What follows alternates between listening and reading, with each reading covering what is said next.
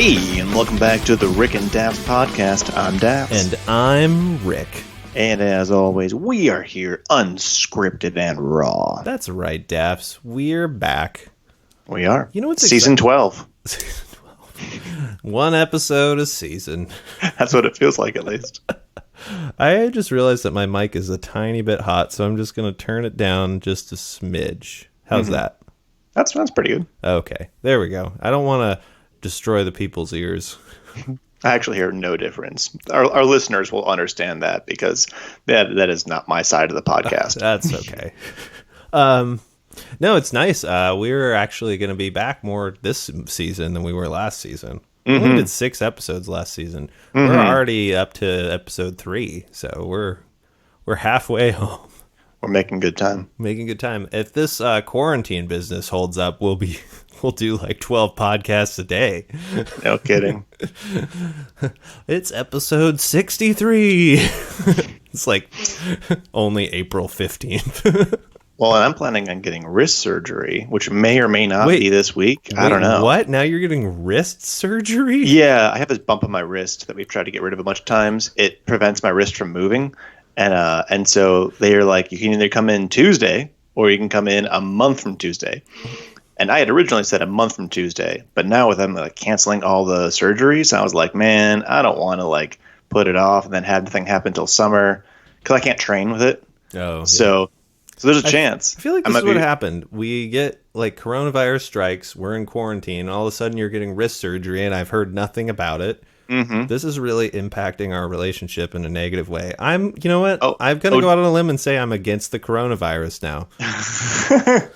Man, Rick is taking a bold stand early in the game. Let's see if that pays off. 3 weeks in and I'm against the coronavirus.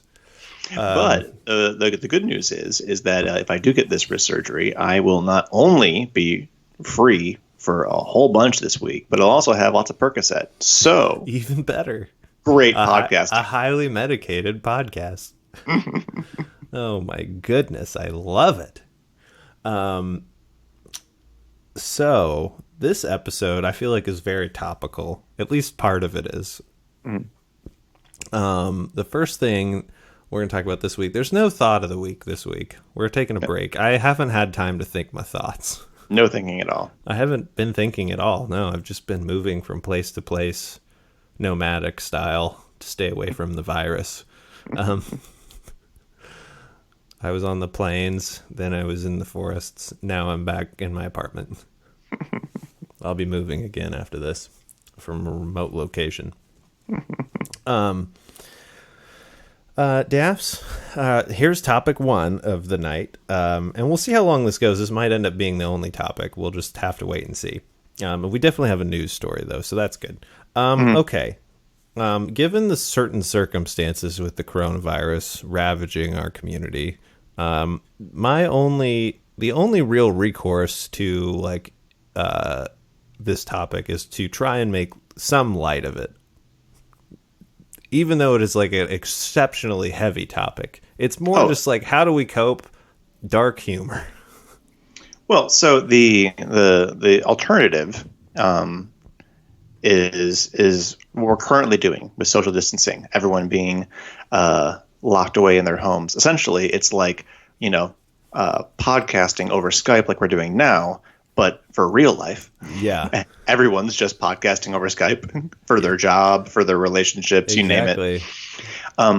This social distancing is really only designed to spread out the damage, to slow it down. So the same amount will happen, but slower over time. Well, and that's good as a healthcare worker because it means less resources will be used immediately. So we'll hopefully be having time to replenish things. It's a phenomenal idea, and I am completely for it.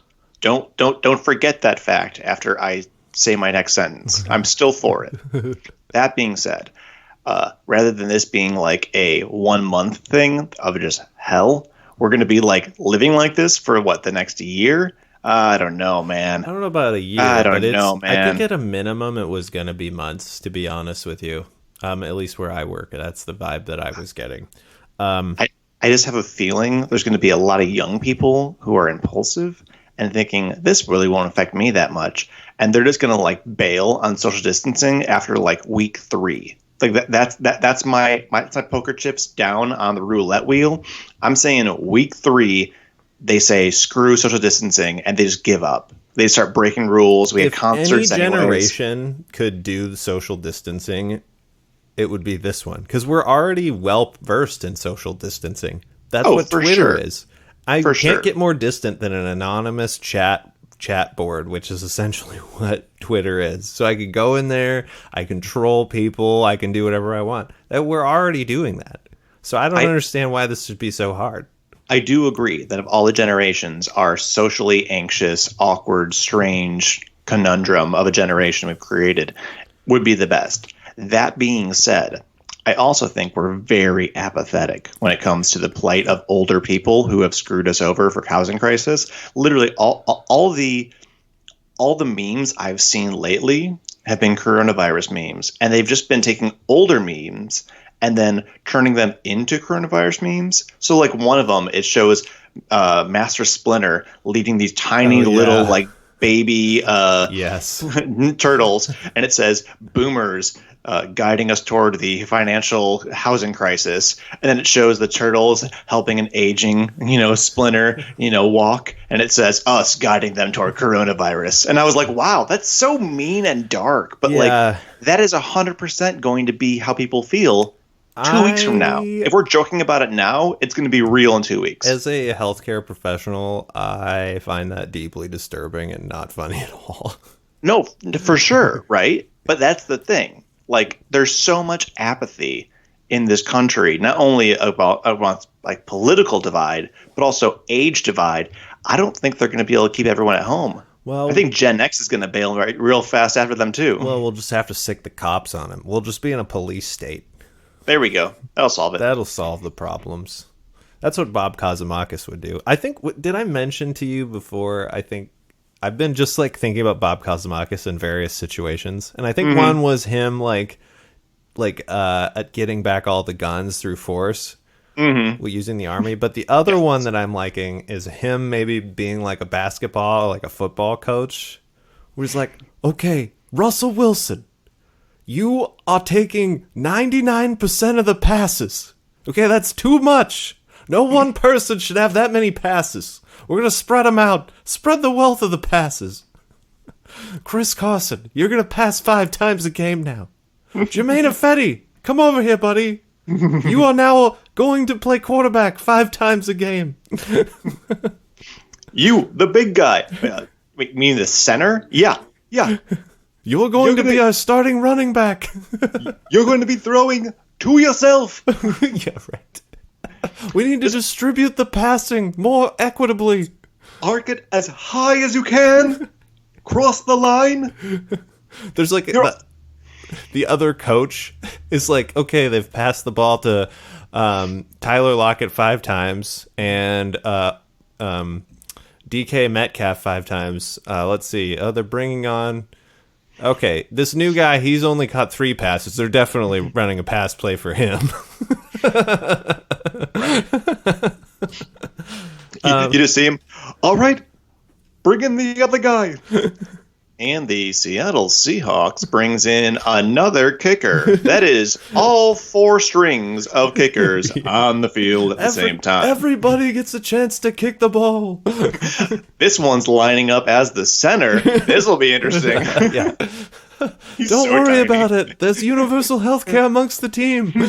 When you get destroyed, you will be okay. All that kicking, you have very strong legs. Believe in yourself. And once again, the Seahawks lose. 63-15. You're like, how do they even score 15 points? Right. 5 field goals. You wouldn't believe it, but Fetty's got a leg. My God. He can kick that ball.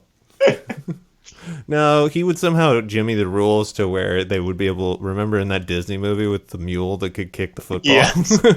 There's no rules in here that says there can't be a dog on the field. Yeah. Air Bud. Yeah.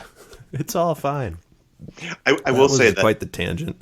I will say that Bob would have a perfect way to solve the coronavirus in America. Mm-hmm. We get everyone to go to the border, and we cross all at once for 12 hours. There's no coronavirus. Man, I'm doing accents now. I don't know what you're doing. No coronavirus in America. Is that He just empties out the entire country. It's a Latvian voice. Latvian? Yeah. Rick's like, I can play an accent anywhere. That is clearly East Latvian. Yeah, I know my Latvian. Or Moldovan. Moldovan, oh my god. Okay, so we should move on to that topic, but I like that tangent there. So basically, stay inside. Do not do social distancing. Do not break the quarantine. Instead, listen to the Rick and Dafs podcast, and we will make fun of the light of the times to try and help us all get through it together. Because we are truly in the darkest timeline. This is the darkest timeline. Okay, so taking it even plunging into the further darkness, let's say the situation gets pretty bad, Dafs, and we're essentially in a purge type situation. The coronavirus purge. AKA April. Yeah, you have been gifted, Dafs, a machine, a very special machine that will allow you to bring back a bodyguard, living or dead, fictional, but no superpowers allowed, to protect you for the night.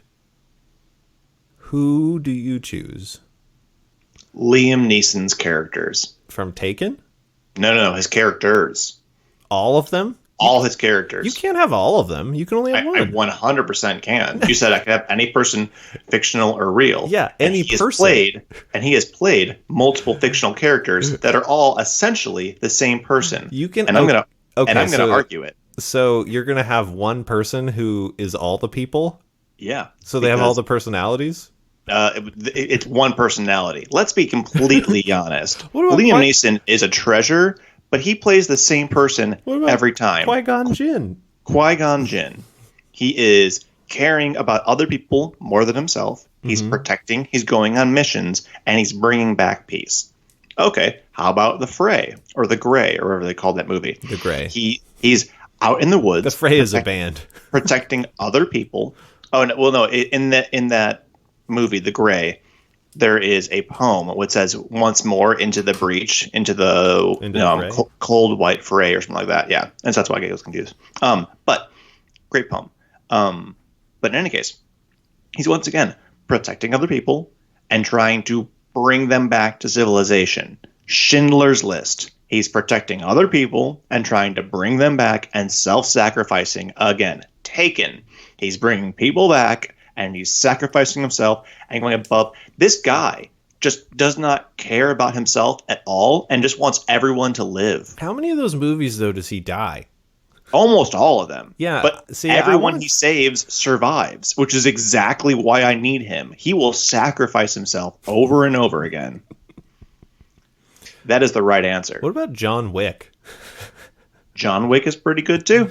My thought actually initially, like I had some thoughts go through my head. I'd like to see him face Oscar Schindler with a lightsaber, though. I'm just saying. Not a chance. Well, I would argue that Qui-Gon Jinn is his most evil character. But you want your bodyguard to be a little bit evil, am I right? Like, you don't want Mr. Rogers as your bodyguard. You want Mr. Rogers on a little bit of LSD. Mr. Rogers, when he's finally snapped. Ends justify the means, Mr. Rogers. He's like the Batman that we need. It's a beautiful day to kick your ass. Just punches somebody in the face. Yeah. So originally... And this is not my choice, but originally I'm thinking, okay, who can I choose? Rambo. Nope, because Rambo, you would probably make it nearly to the, like, you would get mortally wounded at like 4 a.m. before the dawn, and then he would, like, you die in his arms, and then he would go on a rampage, because everyone close to John Rambo dies. My other thought was Teddy Roosevelt. TR would be pretty good. The Rough Riders. One, he would have no fear. 2, I think he might actually enjoy like hunting people for sport. Oh, 100%. He would love being like weaponed out. He can finally drop the facade. Yeah. And start hunting people. He's been preparing for it way longer. He would have tons of guns. He's like, wait, we're hunting humans? Oh, man. Well, I'm not sure how I'm going to be able to make this many foot traps. Oh, hey, I have all of them over here. That's so weird. What a coincidence, guys. My other thought is too much about we that. get surrounded. Picture this situation. We get surrounded. He's out of ammo. Mm-hmm. They're closing in. All of a sudden, he sweeps off his cowboy cap and starts giving a rousing speech. Because TR could really give the speech. Oh, and he was really good with the saber. Let's not forget that. I think, one, people would be so startled to see Teddy Roosevelt in the flesh. They'd be like, who's this guy? And two, he'd be very charismatic. So he might be able, like, a last-ditch effort to, like, save us with his speech. Mm-hmm. At the very least, I know he wouldn't betray me, and he would go down, like, fighting. Mm-hmm. So I feel like that's my choice. But I think there are some others. I think, what's the guy's, did you ever watch, I know you watched Firefly. Yes, I did. The sister, River? Yes. Man, if she was, like, unlocked, she would totally, like, nobody would get close to you. Mm-hmm. Although you might say that she has special powers because of her government training. Well, she 100% does. She's able to slightly predict the future. Yeah. She's able to be telepathic in a couple ways. Yeah. No power in the verse can stop her, though. Yeah. What about Jane? He'd probably betray you, though. Oh, Jane would turn on you instantly. He'd be like, do me a favor. Here, cover me. And he gives you a gun. And the gun's empty. And he just runs. And Rick Sanchez would turn on you as well. He'd probably let you go. He would portal away so quickly. Yeah. Unfair. Yeah. No, you definitely need someone like Oscar Schindler with a lightsaber. Or I was thinking Captain Picard. Like, just without any weapons or anything, like no super weapons, but like I feel like he would stick with you, and he's a pretty badass fighter and a good strategy guy. Captain Kirk, if you don't consider his luckiness a power, which I think it is. I wouldn't consider it like a traditional power, though. He's not like that one. What's that one on Deadpool? That's, Domino. Yeah, that's just like unkillable because she's so lucky. Yes, I love Domino. Everything just works out for her. That is a great power. If I could have any power, that's the one I would choose. Yeah. Yeah. That's who I would choose. And I wouldn't go like classic, like, oh, we're gonna, hide in a bunker because a bunker is going to be the best way in. So only one way in, one way out. Well, no, because then you're trapped if they happen to get past that one way in. Mm-hmm.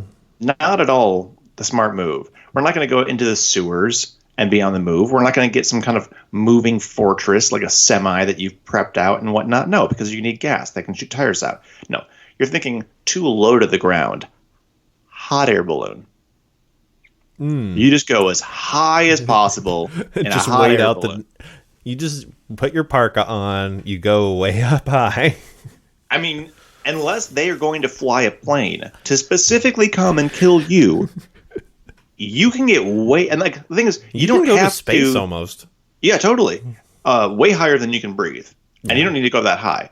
But like, it's just you and Liam Neeson in a hot air balloon. And you have him read you a story. That's already a dream, right? Good night, moon. No kidding. And the thing is, you don't have to wait until the night of the Purge to do that. Like, you just pack like an extra dinner, a couple lunches, and you go up the day ahead of time and come down the day after. Or you could just go up into the mountains. Again, people can follow you. I would like to see anyone also follow being a hot air balloon. See, this is why I think that low-key, the hot air balloon is the most... is one of the best vehicles for transportation. Because, as we've talked about time and time again, you rob a bank, you escape in a hot air balloon. They're like, yeah, sure, they can track you. You're getting away very slowly. But if you didn't hurt anybody, like they have no cause to shoot you down. Yeah. Like, you're not violent. So they could just watch you slowly fade away into the clouds and you're just gone. Do you remember Would you the show story? up on radar, you think, in your hot air balloon? No, you would not. Do you want to know why? Why? The lack of right angles. Perfect. Because hot air balloons are mostly round, So and radar reads off of right angles. They wouldn't be able to find you. You crash. You crash your. You bail out, and it crashes into the sea, and you escape, and you're just gone. Yeah, you could parachute out of a hot air balloon. You get way more than high enough. It would be a really bold move. Don't get me wrong. Like, you'd have to be pretty gutsy to try and escape in a hot air balloon, because the chances of you like getting apprehended before you were able to escape would be pretty high. You'd have to have somebody basically like on the roof, like getting the hot air balloon like ready to go, basically, as somebody else was robbing the bank, and then they just ran up and jumped into the hot air balloon and took off immediately. Here's the thing. What you do is you have the hot air balloon get put up either right next to a fair, so it looks like it's part of a ride. So you can have it good to go and no one suspects it, or even better, next to a used car lot. That's like, they always have giant inflatable things to like draw in attention, which I can't imagine that works, but maybe. And then they're like, oh, what? Oh, it's a real one. Dang it. Oh, no. Should have seen that coming. It was right in front of us. So that's the one. So like, I think I'd choose Captain Picard actually over Teddy Roosevelt. Yeah. Because if I was going to die, I'd rather die with Picard. And the other reason is because the hot air balloon idea is great, but I don't know if Teddy Roosevelt could keep himself from taking pot shots at people out of the hot air balloon. Tell me I'm wrong. I don't think you're wrong. Literally, you could just drop whatever you want to from that high, and it'll probably kill someone. I know.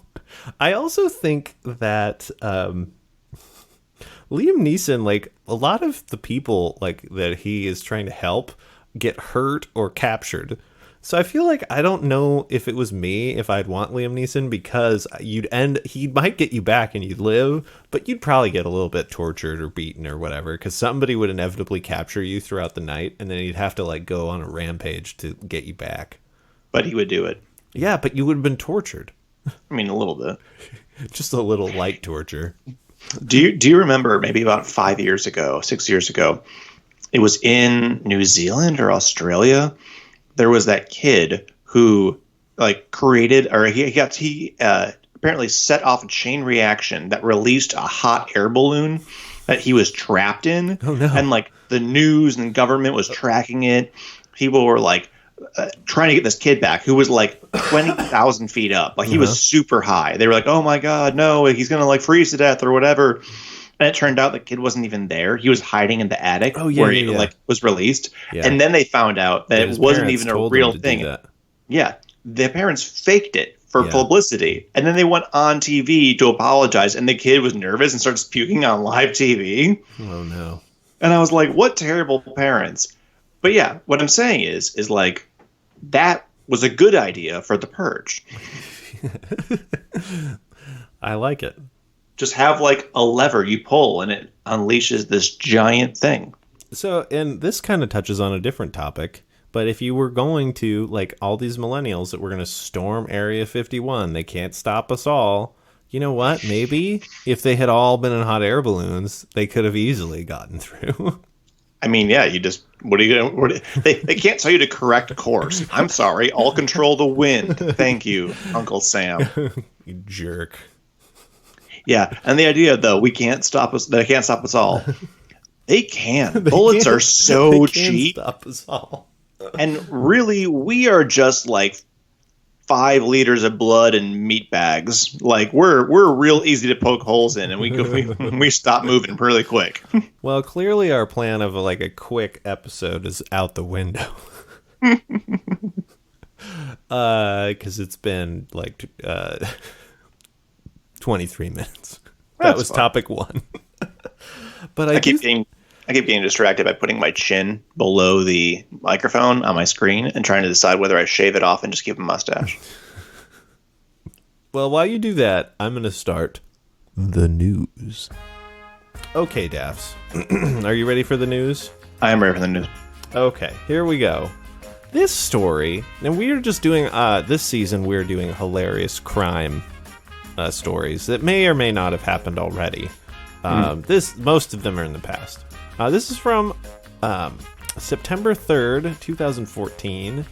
Andy Campbell, HuffPost. Cats will do anything to ruin your day. Last week, they ruined 21-year-old Daniel Pinedo, I'm going to guess that's his name, day. The suspect had talked his way into a woman's home in Boca Raton, Florida, after leading police on a wild chase from Delray Beach. He may have gotten away with it, too, if it weren't for those meddling, cute, fuzzy-wuzzy cats lying around. The homeowner thought he was a landscaper when he knocked on her door. Which, by the way, racist.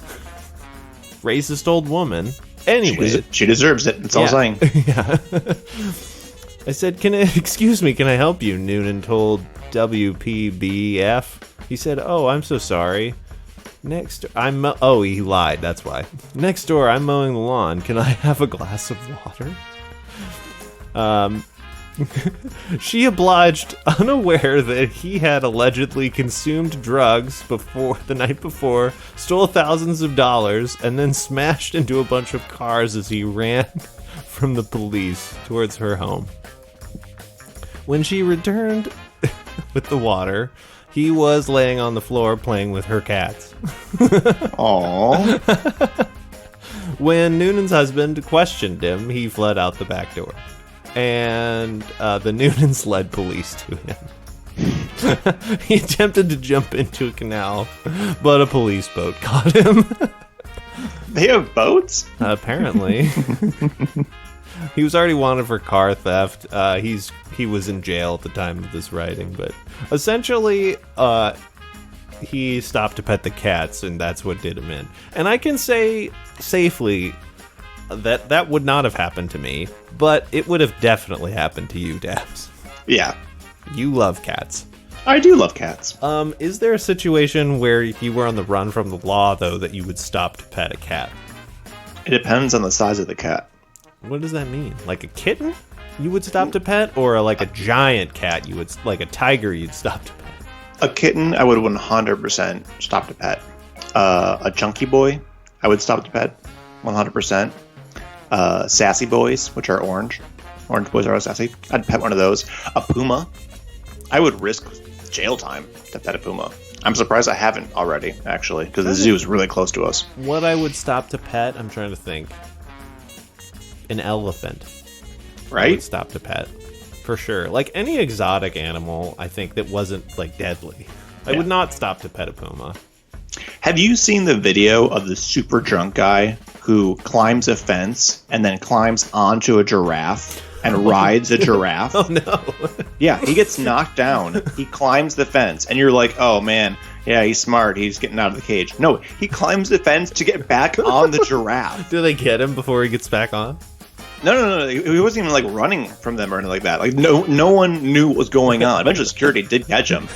But only because he wasn't planning on, like, running. He just kept wanting to ride the giraffe over and over again. And it was letting him, for the most part, which is the weirdest thing. Like, when you watch the video, I'll send it to you, you 100% know the employees ride the animals after dark. Because this thing was so used to it. It was like, oh, this again? All right, whatever. Maybe he was an employee who had been fired recently. I don't know. What I don't understand is that this guy was just wasted at the zoo. Oh, see, that doesn't even cross my mind at first 20 questions. Really? The zoo's a great place to go drunk. It totally is. It's filled with children. Yeah. It makes way less sense. It's not even like there are cool rides or anything like Disneyland. It's just like animals. I'm sorry. Did you miss the part where he rode a giraffe 3 times? So there absolutely is. You just need to be brave enough. There's no rides here. I'm going to make my own. He's like, hey, give me a boost. Yeah, you with a long freaking neck. Get over here. Give me a boost. It's like a God's joke animal. Yeah, I see you've been kind of falling on hard times ever since the Toys R Us closed, huh? Yeah, well, it's a living. So that was the news. Did you appreciate that news story? I did. I liked it too. I think it's always interesting when criminals are caught for reasons that don't make sense. Like the guy who was caught by the police playing Pokemon Go outside of the like police station, even though he was wanted for like a bunch of crimes. Yeah, well, it was a gym.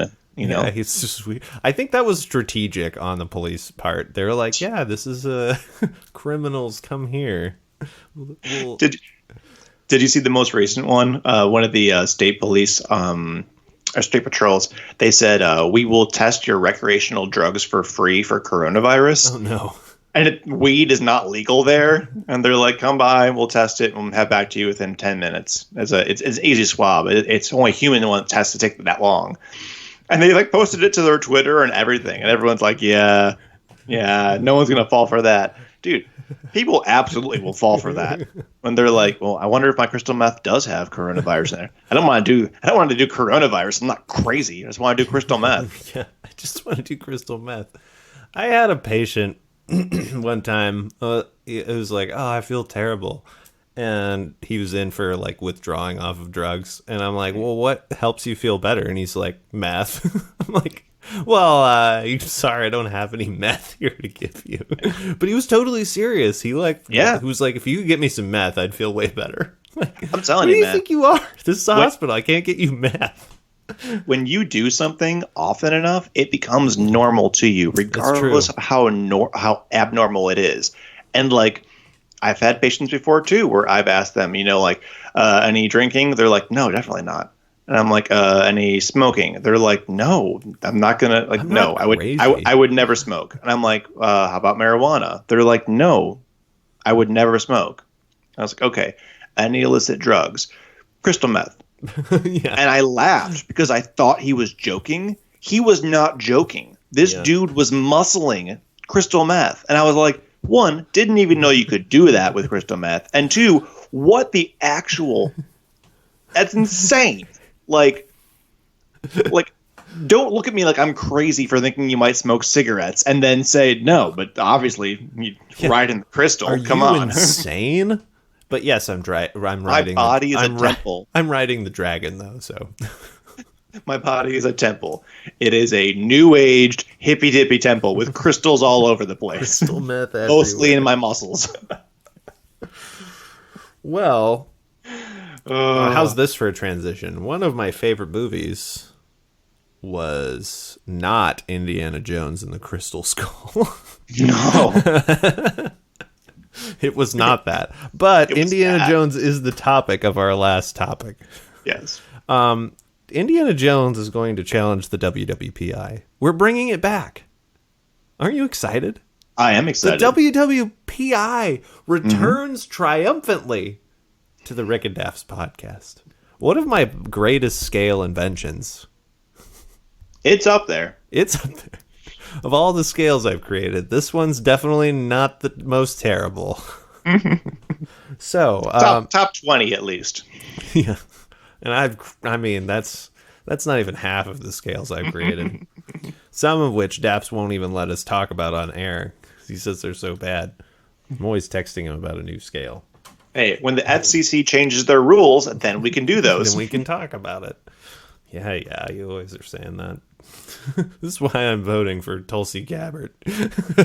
Who's Tulsi Gabbard? That's the problem. Do you actually not know who that is? I don't. Is she that one who hasn't dropped out of the race yet? Okay. So then I do know she is, yes. Who Hillary Clinton says is a bot, which I think is funny. Anyways, that's neither here nor there. I'm not voting for Tulsi Gabbard. Pretty rich coming from a lizard person, am I right? Right. Anyway, just to refresh people on the WWPI. Okay, so it's at a scale out of 10. Daps and I have to agree on the numbers. So there will be some compromise. Unless one of us refuses to compromise. Which has been known to happen. It's happened. It's happened before. So you get a total of 10. 2 points for getting into the factory. 3 points for fighting the Oompa Loompas. And then 5 is, do you defeat Willie? Mm-hmm. I think, what did we say? Did we decide? Like, we decided that if you kill him outright, or cripple, that's worth 5. Or cripple his infrastructure. If you cripple infrastructure, that was worth like 4. And if you do like bodily harm to him, that was worth 3 of them. I thought it was the crippling the infrastructure you could potentially pass. I think you gotta get a 7 to be considered a meta entity. I believe so. Meta entity, because some of our contestants were not human. No. So, and some weren't superheroes; they were villains. So we just had to come up with a catch-all term. Hence, meta entity. Let's find out if Indiana Jones is a meta entity. He's certainly a badass. I think Spoiler alert, I don't think he is. but Rick wants to do the math because he thinks I'm wrong. I don't necessarily think that's true. I think it's close enough that it's worth exploring. God, okay. Dafs, you're so lame. Why even have a playoff system? Why don't we just give it to the number 1 person? Because you don't know what might happen.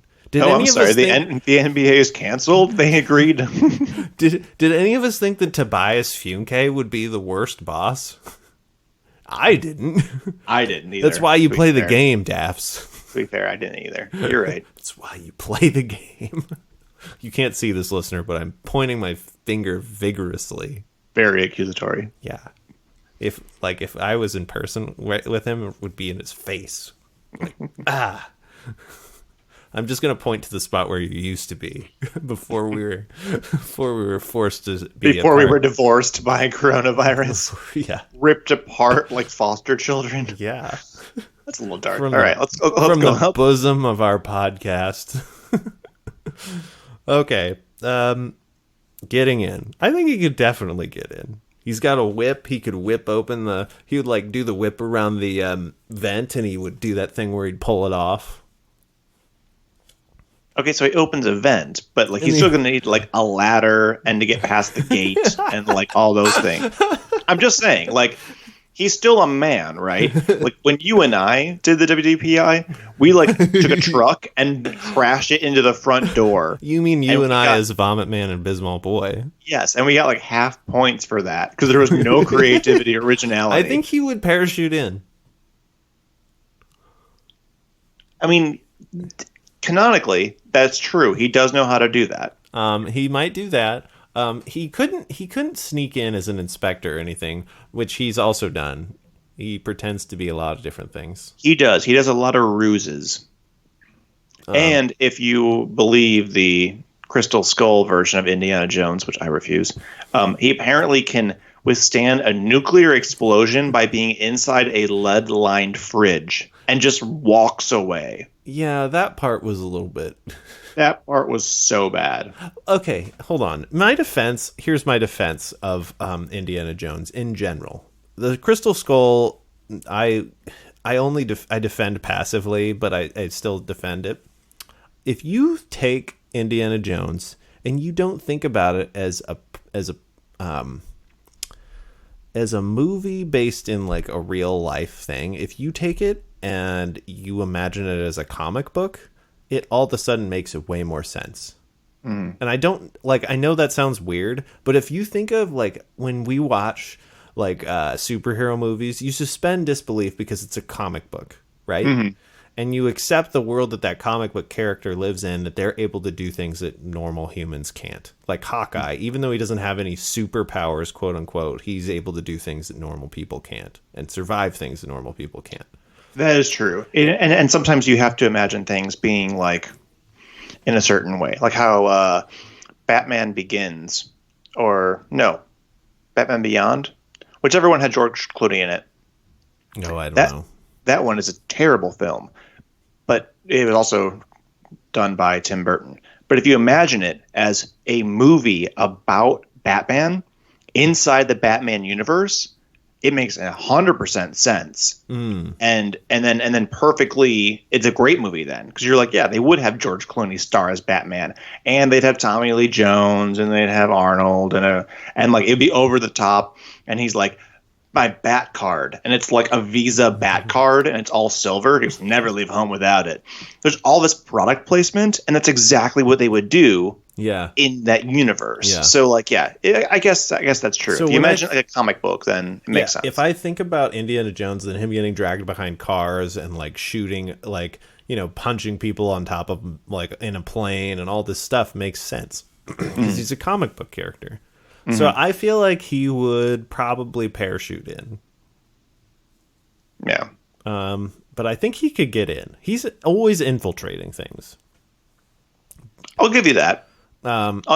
He could get as far as we did, which is inside. Yeah. Now the question is, how many points are you willing to give him for that? Well, 2 is getting in the door, right? Or is 2 getting in the door undetected? Yes. I'm 50-50 on whether he'd be undetected, but I think he could do it. Because, like, that's kind of his jam. Crystal Skull, he's in undetected. Like, he's doing things undetected a lot. So I'm inclined to give him the full 2. I would say 1.75. Because I think there's a chance he could get the 2. I think there's also a chance that he gets in, but he's discovered, which is a 1. But I think it's more than likely he's not discovered. So 1.75. I can go with that. Okay. Next, if he's infiltrated, like the Oompa Loompas. So here's the weapons he has: his fists for socking Oompa Loompas in the face, a whip for whipping Oompa Loompas in the face, and a gun for shooting Oompa Loompas in the face. And we've seen that he's willing to just shoot. Yeah, he has no problem shooting and killing people. Like that big sword guy. That big sword guy. Which they say wasn't in the script. He was supposed to do this big thing, but he was feeling sick that day, and so he just like ad-libbed, and then they liked it so much they put it back in the script. I don't know if that's true. I feel like that's a classic, like, oh, just like, you know, Harrison Ford was a carpenter, and he just happened to get the job. Well, he also was an actor who got put on. Anyways. Well, either way, I think that he would give the Oompa Loompas a real run for their money. Now, the other question is he by himself when he's going in, or does he have his buddies? He usually doesn't have very helpful comrades, though. No, he does not. Except for that one girl who can, like, really, like, drink a ton and punch a bunch of people out. I can't remember her name. She was in one movie. He had the pet monkey for a while. In Crystal Skull? Or No. That was, Lost Ark. I can't remember. Was it Raiders of the Lost Ark? I don't remember. That was Temple of Doom. I can't remember. She was in Temple of Doom. She was also in The Lost Ark, I thought. Was she? I can't remember. I just know that they're in that bar in Tibet, and she just beats the crap out of a ton of guys. Yes, and that was pretty good. And then also he had that young Asian kid. Remember, he was driving the car with those wood blocks attached to the pedals? Yeah. Mm-hmm. And it was like... Somebody's yelling at this podcast right now, telling us what was what. You're failing the Bechdel test. Some girl, some Asian kid, my God. Okay, but to be fair, there's only like one actual character throughout that. It's not like John Star Wars where everyone knows every single character. Yeah, it's John Rhys Davies is the only other guy who's in, I think, almost all the movies. And I have no idea who that is. Anyways, go ahead. What does he play? He plays the happy guy who's a little bit bigger. I think he's in the first movie and the third movie for sure. Oh, is he? He plays Gimli in Lord of the Rings. Yes. Okay. Yep. Okay. Yeah. I remember vaguely. So I don't think his help would be very good. Do you think the Nazis would crash the party, though? They'd be like, no, we're the ones that are going to get the secret recipe. They have, like, they're a cult. So, like, it's like a three-way fight between the Nazis and Willy Wonka and then Indiana Jones. Okay, so I'm going to say no. And the reason why I say no is because if we start allowing enemies of these meta entities to join the fray, that actually balances out things more. Because if, like, Superman had, like, General Zod, then, yeah, they're absolutely going to destroy the infrastructure of the Wonka factory and the entire city. Obviously. If Batman is going to have, like, all his bad guys show up. Yeah, they're destroying everything. They're killing Oompa Loompas left and right, man. Like, pernicious canids, like, Poison Ivy is going to figure out what those things are and just have them go everywhere. So, like, there's a lot of, you can't have the enemies go in there and help, even if they're not trying to help. Yeah, so I would say no. Okay, so he's beating up Oompa Loompas. He's punching them in the face. Yeah. Do you think... That's what it does. I feel like he's fighting his way, like kind of running / fighting. I think at the very least he makes it to the boat trying to go down the psychedelic river. I'd agree with that. Yeah. I don't know how many Oompas he's killed, but I think there's a fair number. He's taken them out. Plenty.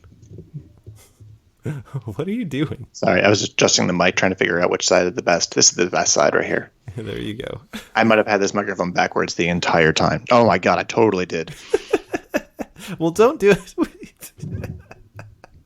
I'm not gonna look at this. This is so much better. I'm not gonna deprive our listeners of my buttery voice for the last quarter of this episode. As I said, it's greasy even. Oh my god, this is way better. I know. See, this almost sounds like we might be able to even start lying to people and saying that you're here with me. Here with me now is Dafs. How you doing, buddy? It's like ASMR. I can just whisper in your ear. Stop that. I'll pan you over to one side. You can whisper to me. Okay, that's creepy and strange. So, Oompa Loompa fight. How many points would you want to give him? It's out of 3. I think, yeah, it's out of 3. Yeah, I feel like he would get captured, but he'd pummel a ton of them. I want to give him a 1.5. Half of the points. Yeah. Yeah, I can see that. So far we're at, well, is it 1.5 or is it 2? I mean, I think we got 1.5 for fighting them because we made all of them vomit and have diarrhea. I feel like he would have gotten further. I feel like he does a little bit better than us. So maybe 2. 2? Okay. Yeah. So far we're at 3.75. So he needs 2.25. Is that right? No, that's way more. He needs 4. He needs almost 4 there's points. no way he's going to make it because he'd have to absolutely destroy the infrastructure or Willy Wonka. And I don't even know if he's going to be able to. Like, I think the Oompa Loompas might finish him off. I think he gets enough of them to get 2 points, but I don't think he's like getting past them. Well, I think, see, this is a classic Indiana Jones move, though. See, he gets captured, right? And then they bring him to Willy. And then Willy tells him his secret plan, and he's gloating for a while, and he's going to drop him into a vat of, hot chocolate. And then somehow he gets out and then rolls away, and then the Indiana Jones music starts playing, and then all of a sudden he's got his whip, and he's just, like, whipping the crap out of people. And maybe he kicks Willy into the vat. Maybe. Here's my thing, though. In the Indiana Jones movies, right? He shoots first, asks questions later. Very much Han Solo, I love Indiana Jones, by the way. Thus proving that, yes, all of Liam Neeson's characters are the same, and all of Harrison Ford's are as well. But if you could choose which characters you'd prefer, like, it's definitely Harrison Ford's. Yeah. I mean, I'm not going to iconic. on Oscar Schindler, but like, yeah, Dafs loves him. Just saying, he deserves not to be glanced over. Okay, like yeah, I will say though that once he gets tied up and Willy Wonka is standing there holding his whip and his gun, I'm pretty sure Willy doesn't tell him the whole thing and just shoots him right in the head. Because that's the Willy Wonka move. I feel like Willy Wonka would love to monologue. Oh, he would monologue, but the second that he starts to break free, he's just unloading that gun on him. But here's the thing though about Indiana Jones that I will say. One, he is like very good friends with his environment. Like he always seems to be able to find a way, like to escape or do whatever. He's also got a little bit of that Kirk luck, where it's like, do you really think Indiana Jones is going to get killed?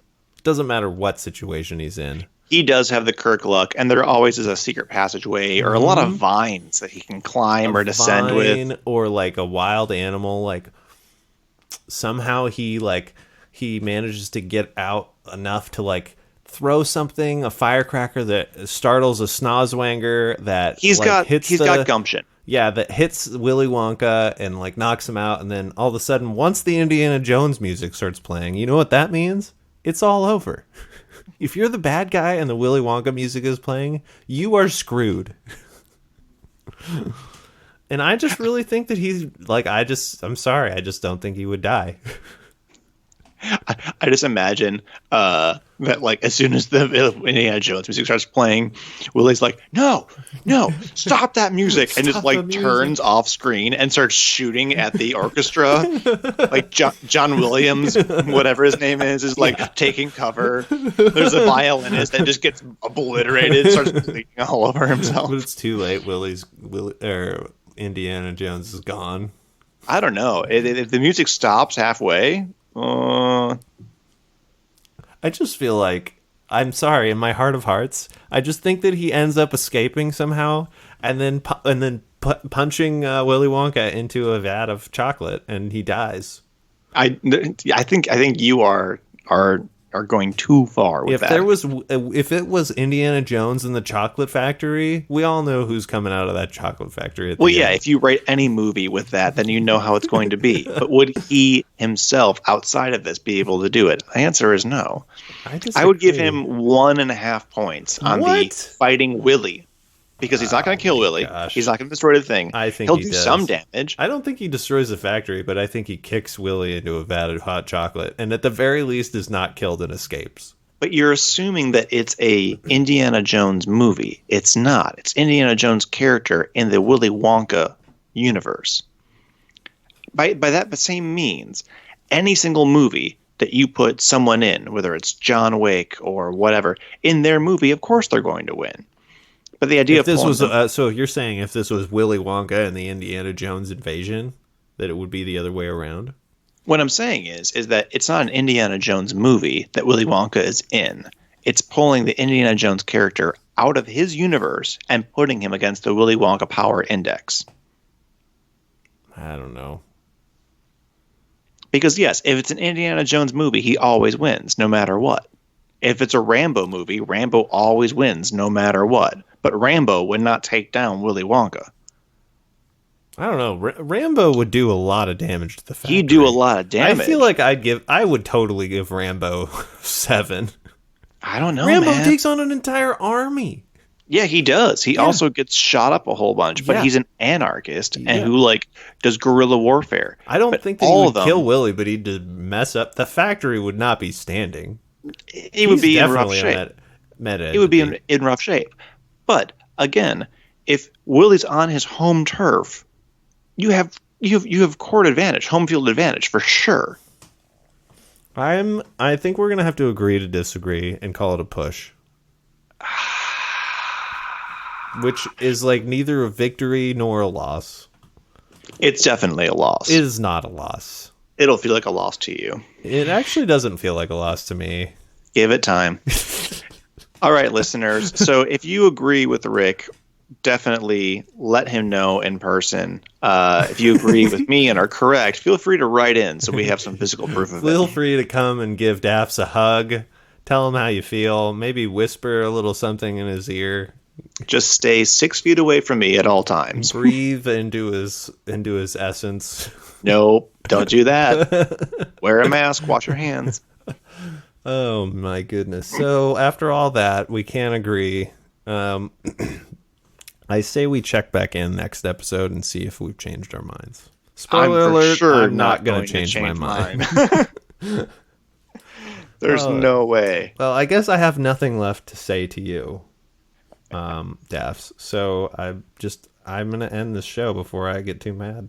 This is where the relationship ends. We have a specific moment in time. At minute 51. This is what's so great about the quarantine podcasting is that now I can just turn you off, which I cannot do in person. You definitely cannot do in person. All right. Well, this has been a disappointing but entertaining Rick and Dafs podcast. I'm Rick. I'm Dafs. Have a good one.